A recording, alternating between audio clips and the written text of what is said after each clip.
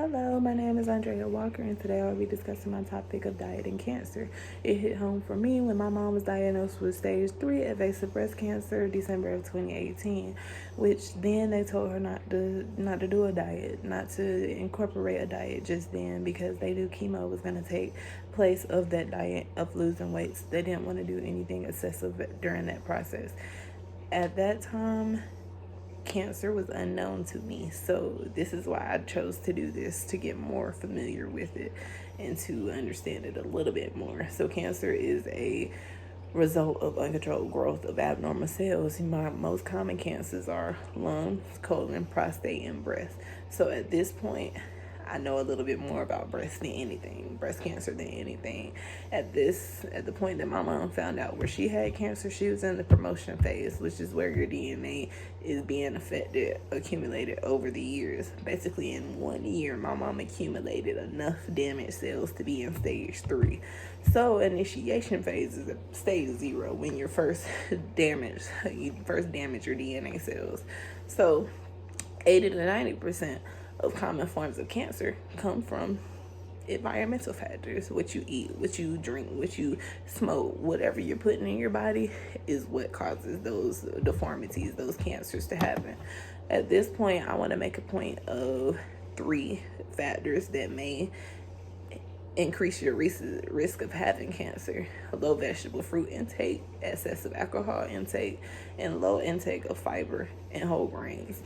Your recommended daily vegetable and fruit is 5 to 8 servings a day. So you want a variety of fruits and vegetables. You want a variety of color. You want tomatoes, watermelon, greens, apples, peaches, mangoes, onions, tofu, dates, kale, Brussels sprouts, anything that you can get in you that has antioxidants and nutrients, get it. Those also have phytonutrients and phytochemicals. So you want that in your diet daily, because that increases your chances of not getting cancer. Excessive alcohol intake, recommended for a man, 2 per day. Recommended for a woman, 1 per day. You don't want to keep doing excessive alcohol drinking, because it increases your risk, especially breast cancer. That's one that when you have higher levels of consumption of alcohol, that's one where you can get and develop breast cancer, which is noted for me because my mom didn't drink. So it was just a hit or miss with her. It must have been some of the food that she wasn't consuming, like fruits and vegetables. Of course, her recommended daily nutrition intake probably wasn't met with fruits and vegetables or fiber and whole grain products. So I took that into consideration. Fiber is a good source to keep your digestive system healthy and clean, for keeping your compounds of cancer out of your system.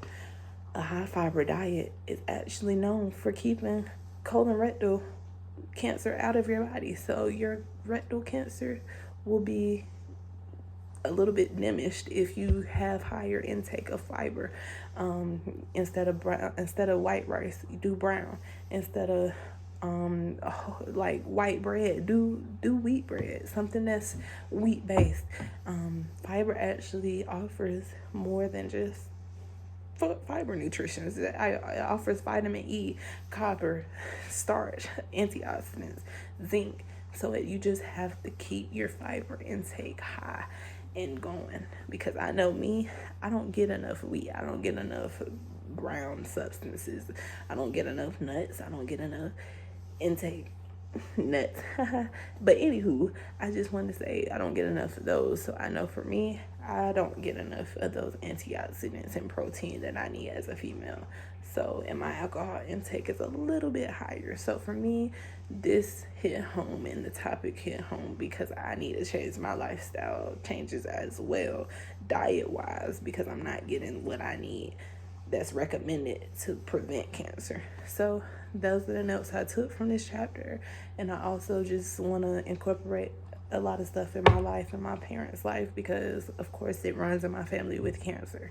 So those 3 points to take: low fiber and whole grain, excessive alcohol, and low fruit and vegetable intake can all be factors of diet and cancer related together. So I hope you learned something from this, and I hope that I can inform you more with my infographic and food guide. Thank you.